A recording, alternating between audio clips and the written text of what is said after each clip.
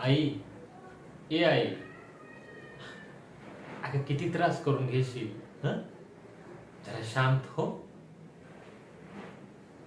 आणि काय तुझं ते सारखं बदला बदला चाललेलं असतंय ग? दिसभर डोक्यात बी तोच विचार.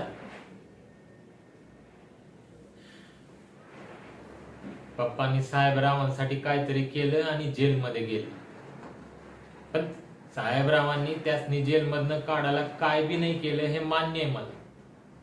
पण म्हणून काय तू सारखं बदला घ्यायचा विचार करत बसणार आहेस का? हं? सांग मला. माणसाने कसं शांत असावं, योग्य वेळेची वाट बघावी आणि सगळी सूत्र आपल्या हातात आली ना, करेक्ट कार्यक्रम करावा.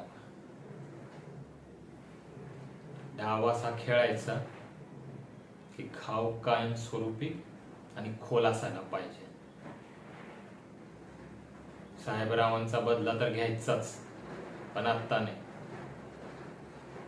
पहिलं त्यांचं मन जिंकायचं, मग त्यांच्या काळजात जायचं आणि असं काय काळीज फाडायचं ना, या आयुष्यात परत कवा बी त्याला सांभाळता नाही आलं पाहिजे.